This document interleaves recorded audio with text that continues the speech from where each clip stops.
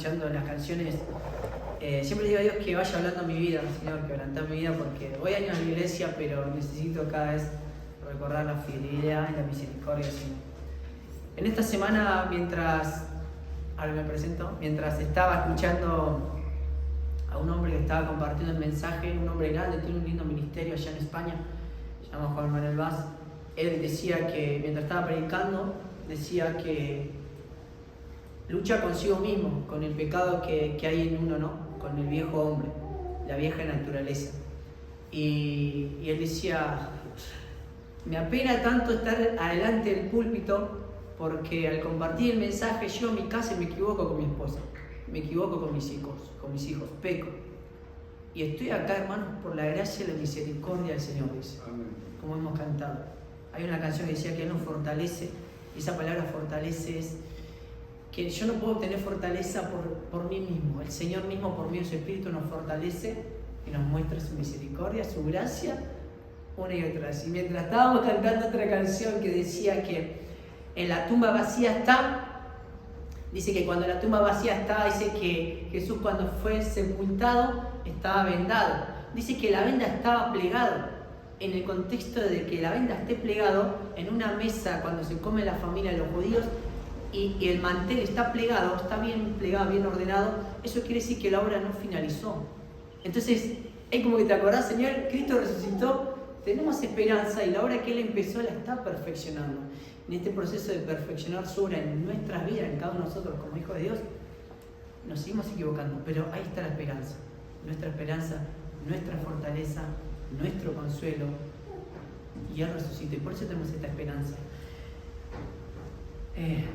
Qué lindas canciones, la verdad, una bendición. Me presento, mi nombre es Hernán, creo que quizás algunos ya me conocen, bueno, quizás conozco más a la chica que van ahí a donar.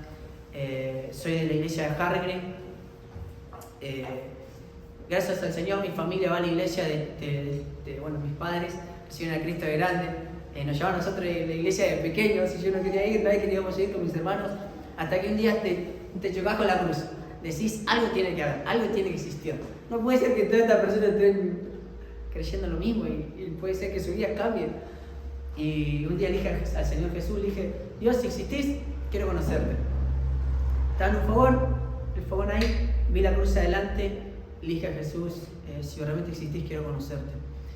Y estaban todos tirando como en un fogón palito, pero vi la cruz adelante y mi corazón empezó a quebrantarse. Empecé a ver la necesidad de Dios en mi vida. Le dije, Dios, perdóname por mis pecados. En ese momento Cristo entró en mi vida, me perdonó a los 17 años, por la gracia de Dios. Fui salvo, fui perdonado, soy amado, soy restaurado continuamente, soy transformado, como dice su palabra, somos llevados por medio de su presencia de gloria y gloria. Estamos pudiendo experimentar, por la gracia de la fidelidad y la misericordia de Dios, la presencia de Dios. Tengo 27 años, algunos me dicen parece menos, puede ser. Yo siempre digo, bueno, siempre digo que hay un versículo que dice que guardar los mandamientos de Dios nos da larga vida.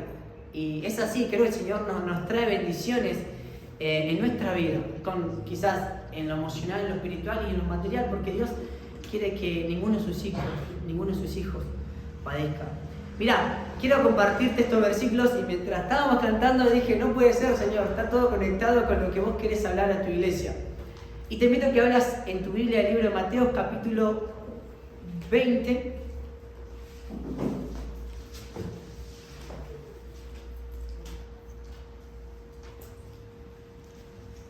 Perdón, capítulo 21, Mateo capítulo 21. Algo que estaba viendo mientras cantamos la canción de Osana, hoy vamos a hablar acerca de esta palabra, Osana. O sálvanos, ¿cómo decía Beto? ¿Cómo es? ¿Qué significaba Osana? Sálvanos, Señor. Bien. Sálvanos, Señor. Y estas palabras, en este versículo, en este capítulo, se mencionan 2 veces. Y hay una diferencia entre la primera vez que se menciona y la segunda vez. Y lo dicen diferentes grupos de personas. En la primera y en la segunda vez lo dice otro grupo de personas, que no lo esperábamos, pero ahora lo vamos a ver quiénes son los que dicen Osana. Y cuando vas a los versículos es increíble porque el contexto es este. Mateo lo escribe el discípulo Mateo, que él era cobrador de impuestos. Él un día Jesús se acerca a Mateo y le dice, bueno, Mateo estaba acá sentado cobrando impuestos y a veces se sobrepasaban y cobraban más de lo normal. Y se quedaba con un extra. Jesús se acerca y le dice, Mateo, sígueme. Yo digo, ¿cómo habrá hecho Jesús para que Mateo lo siga y deje todo lo que tenía? Yo digo, con esa mirada de amor, con esos ojos que diciendo, en mí, Mateo, vas a poder encontrar todo lo que necesitas. No es el dinero. Mateo deja todo y empieza a seguir a Cristo. Esta persona escribe este libro. Él cuenta la historia de Jesús de alguna manera en primera persona. No es que se lo cuenta, que Mateo lo está contando porque él lo vio, él lo escuchó. Primer testigo, Mateo. Quiero compartirle brevemente, va a ser solamente una acotación. El libro de Mateo, capítulo 1 al capítulo 20, va a hablar de los 3 años de los ministerios de Jesús. Capítulo 20 al capítulo 28, si querés anotarlo, habla de las últimas 3 semanas de Jesús, de antes de que sea crucificado. ¿Por qué habla 8 capítulos de las últimas 3 semanas de Jesús? Hay mucho que explicar, hay mucho que poder aprender de lo que el Señor quiere hablar en nuestras vidas. Está hablando 8 capítulos de 3 semanas de la vida de Jesús y habla 20 capítulos de los 3 años. O sea, en 8 capítulos hay mucho que Jesús quiere hablar en nuestras vidas y hoy vamos a poder ver de una vez en el capítulo 21. Mirá, capítulo 21, verso 1 en adelante, que vamos a leer. Acá previamente Jesús ya había hecho un milagro, no sé si se acuerdan que había sanado a 2 personas que estaban en Jericó, que le decía, Señor, sálvanos o sánanos, y estas personas eran ciegas. Jesús hace un milagro y Dios los sana. Perfecto. Jesús hace un milagro porque estas personas clamaron a Jesús, Jesús los escucha, se acerca a ellos y los sana. Bien, quiero que podamos entender el contexto de esto. Acá Jesús ya está con gente que ha visto sus milagros. Y vieron tanto los discípulos como los fariseos, los religiosos, gente que va o que quería conocer a Dios o que quería obedecer a Dios, pero no en la realidad. Más adelante, capítulo 22, va a hablar acerca de que estas personas religiosas estaban en el templo, pero no aceptaban la autoridad de Jesús. Por eso le preguntan, ¿y quién decís que sos vos? ¿Quién sos vos para hacer todas estas cosas? Como cuestionando la autoridad del Mesías. Y no lo ven como el Mesías, lo ven como un simple hombre más. Hay gente que ve a Jesús como es un hombre más, pero la gente que reconoce a Cristo lo llama Señor, el Señor de mi vida. Y acá lo vamos a poder ver porque lo vamos a mencionar con esta palabra que cantábamos hoy, Hosana. Sálvanos, Señor. Mirá, capítulo 21, verso 1 en adelante, dice de esta manera. Cuando se acercaron a Jerusalén, vinieron a Betfagé, al monte de los olivos. Jesús envió a 2 discípulos diciéndoles, id de la aldea que está enfrente de vosotros, y luego hallaréis un asna atada, un pollino, que era una cría, un burrito, podríamos decir, con ella desatadla y traédmelos. Si alguno dijere algo, decid, el Señor lo necesita, y luego los enviará o los devolverá. Verso 4. Todo esto aconteció para que se cumpliese lo dicho por el profeta cuando dijo, decida la hija de Sión, he aquí tu rey viene a ti, manso y sentado sobre un asna, sobre un pollino, hijo de animal de carga. Creo que todos hemos escuchado esta historia, pero imagínate, Jesús cumple una profecía que se habló en el Antiguo Testamento. Él viene, está sentado sobre un burrito, ¿Saben qué? La cultura antigua para recibir a un rey, ¿saben cómo lo hacían? Lo hacían con caballos o traían un carrito atrás. Un rey no puede venir en un pollino, en un burrito. Pero Jesús lo hizo de tal manera para que la gente vea todo lo que se dijo antes y empiecen a creer. Jesús va a manifestar y va a manifestar lo que se dijo acerca de él para que la gente vea que en su palabra, Jesús dice, no, mis palabras dan testimonio de mí. Los profetas hablan acerca de mí. Y es increíble porque Jesús cumple lo que se dijo antes en el Antiguo Testamento. Lo estamos viendo en estos versículos. Ahora, imagínate, los religiosos estaban ahí, los fariseos, los que no querían aceptar la autoridad del Mesías, empiezan a ver a Jesús en esa escena, quizás queriéndolo bajar, quizás queriéndole decir, no, pero ¿qué haces vos? Vos no podés entrar así, estás cumpliendo las profecías y vos no sos el Mesías, vos no sos el Salvador. Pero ¿saben qué pasó más adelante? Verso 6, sigamos leyendo, y dice de esta manera. Y los discípulos fueron e hicieron como Jesús les mandó. Y trajeron el asna y el pollino, y pusieron sobre ellos sus mantos. Y él se sentó encima del pollino. Y la multitud, que era muy numerosa, tendía sus mantos en el camino, y otros cortaban ramas de los árboles y los tendían en el camino. Y la gente que iba delante y la que iba detrás aclamaba diciendo: Hosana al Hijo de David. Bueno, yo siempre tengo la costumbre de decir hermanos, digo hermanos porque somos hermanos en la fe, no sé si suelen llamar hermanos o no sé cómo es, pero hermanos, miren, algo que veo acá, Jesús estaba yendo a Jerusalén. Jerusalén era la capital de Israel. En Jerusalén se estaba haciendo la fiesta de las Pascuas, la fiesta de las Pascuas donde también se hacían los sacrificios, para que el sacrificio que tenía que hacer el pueblo, ¿saben cómo hacían para sacrificar? Dicen que tenían que entregar un corderito limpio o una paloma. Esa paloma o el cordero derrama su sangre para que nosotros, para que el pueblo, mejor dicho, en ese tiempo, sus pecados puedan ser cubiertos. ¿Qué es cubierto? El pecado, la sangre solamente cubre. Cristo vino y quita nuestros pecados. Hay una gran diferencia en eso. Ahora, en ese tiempo, toda la gente, vecinos de otros países, de otras ciudades, de otras provincias, venían a Jerusalén. Venían a Jerusalén y había una gran multitud. Dentro de esa multitud, muchos conocían a Jesús, muchos habían visto, escuchado de Jesús y que hizo milagros. Por eso había una gran multitud, no todo el pueblo estaba en Jerusalén, no todos los invitados a esa fiesta de la Pascua, que venían de otras ciudades, de otros pueblos. Una gran multitud agarraba y tendía, dice que tendían un manto y tendían las ramas para que pase el Mesías, y ellos decían, ¿qué decían, Hosana?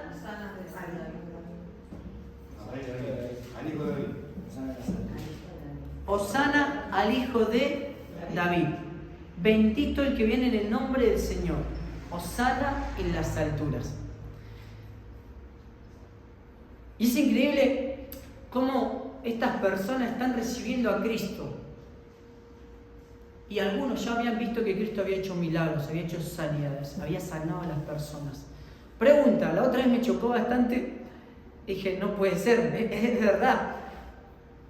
¿Cuál es el mayor milagro que Jesús ha hecho en la Biblia?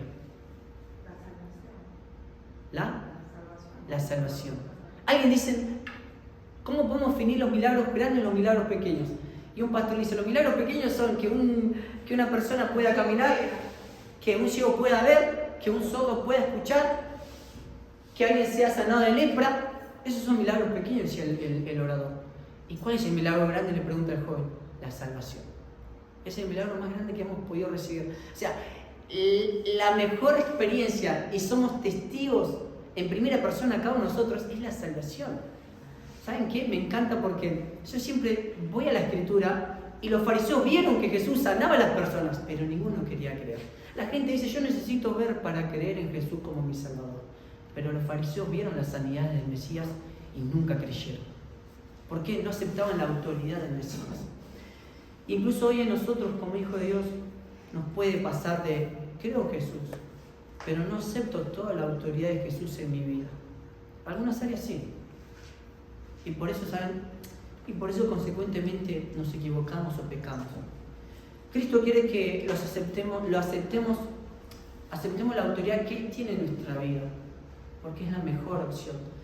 Un amigo me compartió esta semana Salmos capítulo 1, verso 2 o 3, que decía que el rey David decía, Señor, en mi corazón he guardado tu ley, trae delicia, trae contentamiento para mi alma, trae felicidad, trae gozo, pero si no la guardo, trae todo lo contrario, trae quizás ansiedad, inseguridad, depresión,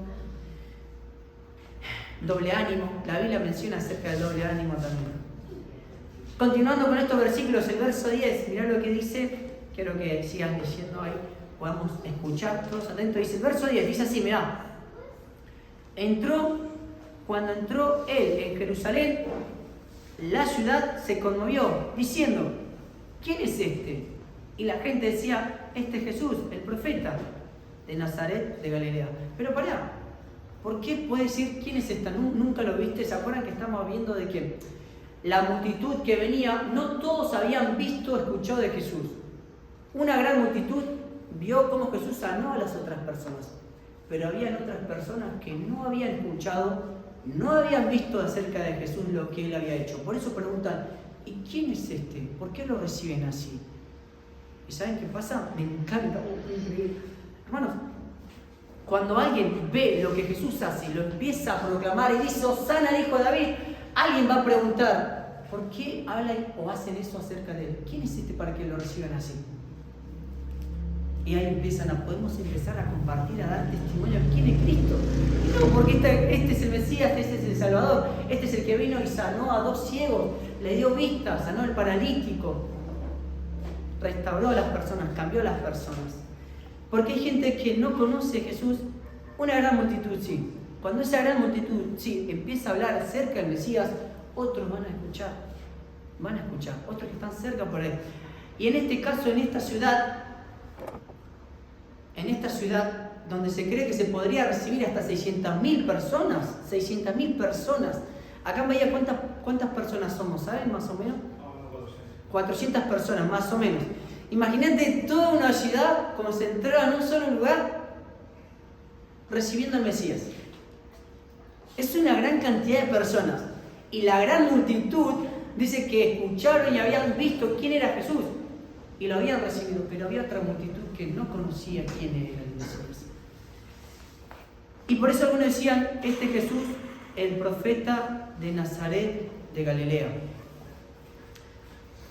¿Se acuerdan cuando Jesús le dice a Pedro, ¿y qué dice la multitud? ¿Quién soy yo? ¿Qué le decían? ¿Tú eras? Un profeta. ¿Tú eres Elías? ¿Alguno de los del Antiguo Testamento? ¿Y qué le dice? Y después Pedro responde, por medio del Espíritu Santo, dice, Señor, tú eres el Cristo, el Hijo del Dios viviente. ¿Saben quién más dice eso? La mujer que está postrada a los pies de Jesús, derramando el perfume. Tú eres el Cristo, tú eres el Mesías. ¿Saben quién más dice eso? Cuando Jesús se acerca y llama a Felipe, a Natanael, que estaba en el árbol sentado, dice que estaba sentado. ¿Se acuerdan que Jesús le dice a una de las personas, yo te vi debajo de la higuera? ¿Se acuerdan de esa historia? Sí. Una persona que se sentaba debajo de la higuera era una persona que se ponía a meditar, a orar, a leer. Esa era la costumbre judía. Jesús por eso le dice, yo te vi debajo de la higuera porque vos me estabas clamando, porque vos me estabas buscando, porque vos estabas derramando tu corazón debajo de la higuera. Y Jesús, ¿saben qué le dice? En este hombre no hay engaño. ¿Saben por qué dice que no hay engaño? Porque ese hombre había manifestado todo lo que había en su corazón. No le ocultaba nada a Jesús. Debajo de la higuera, donde él estaba sentado, donde él estaba orando, donde él estaba meditando su palabra, Jesús le dice, en este hombre no hay engaño, porque este hombre abrió su corazón y manifestó todo lo que es, todo lo que ha hecho. Y hay veces que nosotros compartimos cosas a Dios, pero aún hay engaño. El Señor quiere, y Él está dispuesto a decirnos, este es mi hijo, esta es mi hija, en quien no hay engaño, en el cual hemos abierto todo nuestro corazón, todas nuestras inquietudes, dudas, inseguridades. Pero me encanta porque en este proceso el Señor es misericordioso. Y seguimos leyendo, mirá, este versículo cuando le dicen, ¿quién es este? La gente decía que no escuchaban de él, este es Jesús, el profeta de Nazaret. Otra cosa también, cuando algunos van a recibir a Cristo como Hosana, hijo de David, otros lo van a recibir como el profeta, y otros lo pueden recibir como uno de los del Antiguo Testamento, ¿no? Algo como que se menciona de Cristo. Pero muy pocos reciben a Jesús como el Mesías, como el Salvador, como el Señor. En toda la Escritura, hermanos, cuando se habla de Jesús, cuando alguien derrama su corazón a Jesús, hay una palabra principal que se menciona, y no todos lo dicen. Es la palabra Señor. Esa palabra Señor, en la traducción original, es Kyrios. La mayoría de los maestros que enseñaban viene un discípulo. A Juan, por ejemplo, a Juan le dicen mentor, maestro le decían.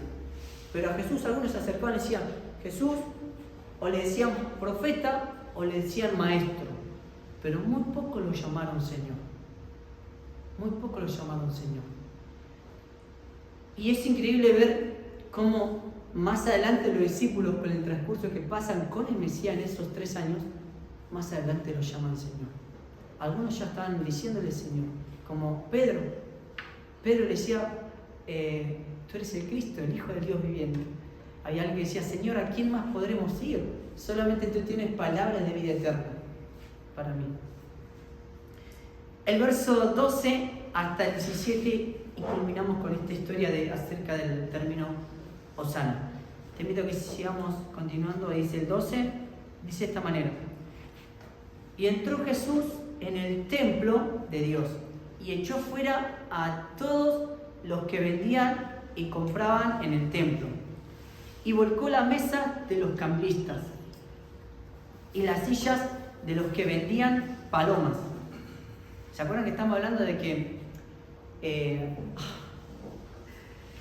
las palomas representaban esto del sacrificio? Porque el pueblo, ¿saben por qué el pueblo venía a Jerusalén?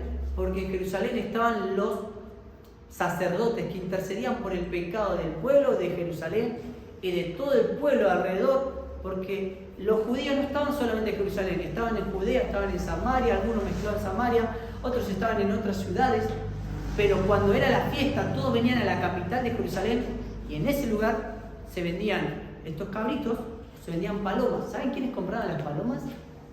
La gente que quizás no podía pagar un cabrito, que no tenía mucho dinero, la gente que era escasa en recursos, pero aún así esta gente iba y compraba la paloma para que la paloma pudiera hacer el sacrificio para cubrir sus pecados.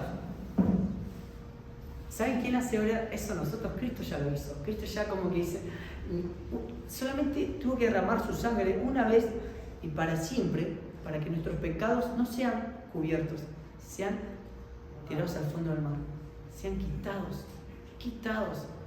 Y es increíble porque nosotros como hijos de Dios ya no tenemos que hacer como sacrificios que hacían los del Antiguo Testamento, que tenían que ofrecer un sacrificio.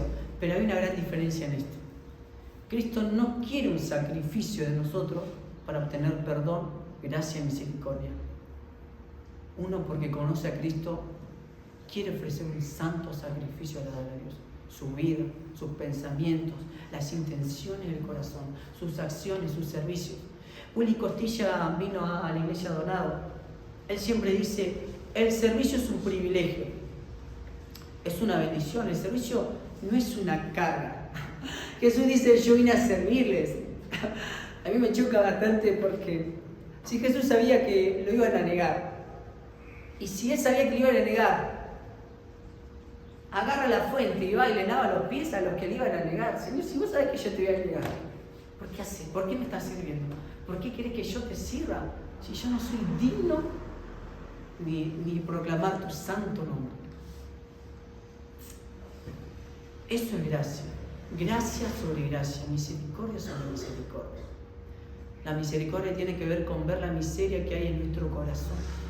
Y aún así Cristo acepta nuestra miseria, pero para transformarla, para quitar lo que no glorifica a Dios y amarnos a pesar de lo que somos.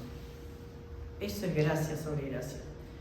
Como decía este predicador, no soy digno, pero hermanos, estamos acá por gracia, tanto de este lado como de este lado. Somos dichosos porque no hay nada que podamos hacer, pero la Biblia dice que solamente un corazón quebrantado, una y otra vez, es lo que sorprende a Dios. Y es, como decía esta persona, Natanael, y Jesús le dice, en quien no hay engaño, en quien manifestó todo lo que había en su corazón. Y dice este versículo más adelante, el cambista, ¿se acuerdan que en el templo volcó las mesas de los cambistas y las sillas de los que vendían palomas? Y le dijo, el Cristo está, mi casa, casa de oración será llamada, mas vosotros la habéis hecho cueva de ladrones. ¿Saben quiénes manejaban el templo en ese lugar? Eran los fariseos, eran los que no querían aceptar la autoridad de Cristo. Bueno, Jesús, no acepto tu autoridad, entonces yo manejo el templo a mi forma, a mi manera. ¿Saben? Es lo mismo en nuestras vidas. Señor, no acepto toda tu autoridad, así que manejo mi templo a mi forma y a mi vida. Yo puedo aceptar lo que yo puedo vender, lo que yo puedo hacer, porque no estoy aceptando tu autoridad, Jesús. Y a veces nos podemos sentir quizás reflejados como estos fariseos, como estos religiosos que asistían ahí al templo, pero no aceptaban toda la autoridad del Mesías. Y es increíble porque más adelante pasa algo lindo. El verso 14 dice: y vinieron a él en el templo ciegos y cojos, y los sanó. Algo que es increíble en ese templo, una ilustración en este templo, si había un ciego o había un cojo, dice que en el templo no se les permitía entrar. Los religiosos dicen: no, ustedes no pueden entrar, ustedes están contaminados, decía. Pero ¿saben qué? Estos vienen, se acercan al Mesías, y ¿saben qué pasa? Mirá lo que dice el siguiente versículo. Dice: y lo sanó. Verso 15: pero los principales sacerdotes y los escribas, viendo las maravillas que hacía, y a los muchachos aclamando en el templo diciendo: sana al hijo de David, se indignaron. Algo que siempre noto y veo, que Jesús se acerca a los que tienen necesidad física, pero principalmente a los que tienen necesidad espiritual. Lo hizo con las dos personas que estaban ciegos antes, pero ahora lo hace con una persona que estaba, en este caso, el versículo que estaba ciego y el otro que era cojo, se acercó a ellos y los recibió y los sanó. Pero algo que es increíble, hermanos, es ver qué es lo que pasa más adelante, qué es lo que le dice Jesús. ¿Y saben qué? Es increíble porque Dios va a usar personas así para que la gente vea y diga: Hosana al hijo de David. Me encanta. ¿Por qué? Porque Dios puede usar lo que quizás para nosotros nos puede parecer una dificultad, pero para Dios lo usa todo para darle gloria a Él. Y en este caso estas personas vinieron, se sanaron, Jesús los sanó.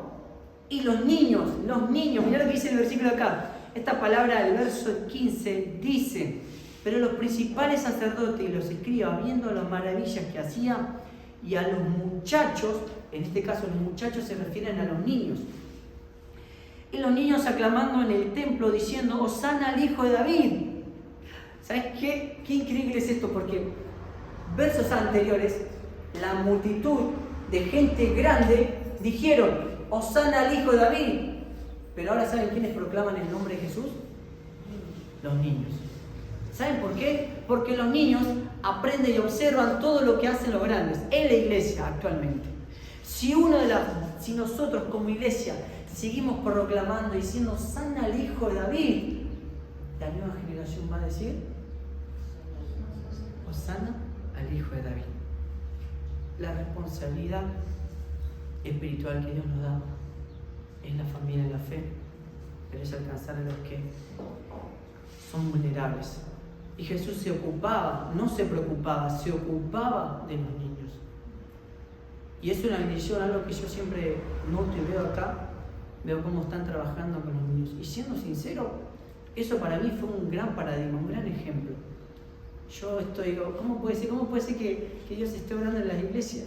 Sí, no, estamos trabajando con niños, los niños vienen, escuchan el Evangelio, quizás algunos padres se acercan, escuchan el Evangelio, escuchan que Cristo los ama, tiene un plan, tiene un propósito en su vida. Es que literalmente es así. No sé si escucharon que dice: Jesús tiene un plan, tiene un propósito en tu vida, como que te lo venden. Pero hermanos, es que literalmente la Biblia dice eso. Efesios 1:4 dice: según nos escogió en Él, antes de que el mundo se creara, para que fuésemos santos sin manchas. La palabra escoger es llamados afuera con un propósito, con un plan. No es que Dios te salvó para que solamente viniéramos, que es una bendición, alabar y glorificar a Cristo y servirle. Hay algo más de lo que el Señor quiere hacer en nuestras vidas. Mirá, conocí una señora la semana pasada, una señora grande. Estamos trabajando en el barrio, vienen 19 organizaciones. Somos la única organización cristiana. Viene una señora grande y ella estaba llevando a su hija años atrás y comparten ahí con toda la gente que tiene ciertas capacidades. Entonces se acerca ahí, deja a su hija y la invitan a la madre de la chica a que se quede. Y la señora se queda, dice. y empieza a cocinar para todos los chicos que vienen a asistir a este centro de rehabilitación, podríamos decir, de acompañamiento. Y es una bendición, dice, yo no me lo esperaba, pero yo me siento bendecida estar sirviendo acá, dice. Y no es un lugar donde quizás se predique el Evangelio, pero es un lugar donde ella se siente cómoda y se siente útil para servir. Y dice, es lo que el Señor me dio. No sé qué otra cosa, pero en esto es lo que el Señor me dio. Es servir a la gente, servir a las personas. Y esta señora, una persona grande ya, jubilada, podríamos decir, ella lo hace de corazón y se veía ese amor que tenía, esa pasión por servir con la gente. Ahora, ¿cuánto más nosotros que tenemos el Espíritu Santo? Porque a veces, como iglesia, somos humillados por gente que no tiene el Espíritu Santo. Tenemos a Dios, tenemos los recursos espirituales suficientes para llevar la obra de Cristo adelante. ¿Y saben qué? Más adelante, como estos niños proclamaron, veremos los frutos. Y van a decir, como dice acá, Hosana al Hijo de David. Hosana al Hijo de David. O sálvanos, Señor. Y esta palabra salvación involucra sanidad también. Cristo vino a salvarnos, pero también vino a sanar tu corazón. Vino a sanar mi corazón. Vino a quitar todo lo que no glorifica a Dios, todo lo impuro. Primera Juan capítulo 2 dice, el primer milagro de Jesús, ¿saben cuál fue, hermanos? Fue hacer el agua en vino. Dicen que el agua se ponía en vasijas. Esas vasijas se usaba para lavar las manos, para purificar. Cristo, con esas aguas que tenía que purificar, ¿saben qué hizo? Hizo un milagro. Cristo vino a purificar nuestras vidas, pero lo va a hacer a través del milagro, como lo hizo con el vino. ¿Y qué trajo? Gozo y fiesta en la boda. Cuando recibimos a Cristo, de alguna manera nos estamos casando con Cristo. Hay gozo y fiesta en los cielos. Y terminando con estos versículos, dice, Hosana al Hijo de David, se indignaron los fariseos, los religiosos. Verso 16 dice de esta manera. Le dijeron, ¿oyes lo que estos dicen? Y Jesús les dijo, sí, ¿nunca leíste en la Escritura del Antiguo Testamento que habla en el Salmo 8.2, que no lo vamos a leer, pero dice literalmente lo mismo? Dice, de la boca de los niños y de los que maman, perfeccionaste la alabanza. Bueno,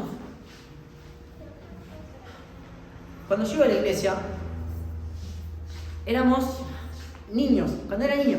Y cuando me llevaban a la iglesia, yo te puedo asegurar que éramos bastante niños. Pero pasan los años, algunos se alejan y otros perseveran porque Dios quiso así, Dios lo permitió así, no lo sé. Pero me encanta porque hoy los jóvenes que están en la iglesia local donde yo me estoy congregando en Carreri, la mayoría persistió porque escuchaban el Evangelio de niños. Y ellos hoy están diciendo, de alguna manera, en otras palabras, dicen, Hosana al Hijo de David. Hosánanos, Señor. La bendición que Dios trae a la iglesia local es increíble. Y sé que cada iglesia tiene un proceso y cada uno de nosotros también. Pero no te pierdes el privilegio de servir a la iglesia, servir a los niños. Porque algo que me encanta, no sé dónde lo leí en la Biblia, pero decía, el de estar sirviendo nos ayuda a crecer espiritualmente también, en otras palabras. Porque vas a poder ver la necesidad, vas a aprender a amar. ¿Cómo uno aprende a amar a la familia de la fe? Cuando está cerca de la familia de la fe, cuando empieza a servir. Hermanos, ¿saben qué? Es increíble porque te aseguro esto es lo que pasa en la vida cristiana. Cuando empezamos a servir primeramente a la familia de la fe y luego a los que no conocen de Cristo, el más bendecido vas a ser vos. Vos vas a ser el más y la más bendecida. Y te soy sincero, quizás podemos decir, no, yo tengo 13, 14, 15, 16, 17, 18 años, todavía no estoy tan comprometido, todavía no estoy bautizado. Bueno, te invito a que tomes la decisión de comprometerte con Cristo, de recibirlo en tu vida, que Él te perdone, porque Él está dispuesto a perdonarnos, Y si no, y si ya tomaste la decisión de que tomes la decisión de bautizarte, pero a la vez también que puedas empezar a servir, porque te estás perdiendo una gran bendición de conocernos a Cristo como Él quiere que lo conozcamos. Y Él tiene muchas bendiciones espirituales para cada uno de sus hijos. Algo que siempre me choca a mí, y el Señor me lo recuerda, y me lo recuerda una y otra vez. Hernán, la vida cristiana en este mundo lo representamos por una soga. Una soga no tiene ni principio ni eternidad porque Dios es eterno, ni fin, porque Dios es eterno. Es una soga. Pero la soga en el medio tiene un nudo. Y un amigo me dice, ese nudo, Hernán, representa tu vida en la tierra. Toda la eternidad ya fue hecho desde antes. Y lo que nos queda, la vamos a pasar con Cristo, porque vos ya recibiste a Cristo. Y me pregunta, ese nudo representa 80, 70, 50, 30 años de tu vida. ¿Qué vas a hacer para Cristo? Me decía. No tuve respuesta en ese momento, hermanos. Pero este joven me decía, yo voy a gastar mi vida para Cristo, sean 30, 40, 50 años, porque sé que toda la eternidad la voy a pasar con Él. Y ese nudo es donde yo voy a gastar mi vida en servir a Cristo. Servir con los jóvenes, con los niños, en la iglesia, barriendo, limpiando, animándonos, fortaleciéndonos, estando, colaborando en cualquier área que el Señor ponga en nuestras vidas. Seamos fieles en lo que el Señor nos da en nuestras manos, porque Él sabe recompensar a gente como nosotros, indignos de servirles, pero por su gracia somos amados, somos perdonados y estamos acá por su pura fidelidad y gracia. ¿Oramos? Padre, Señor, te agradecemos en esta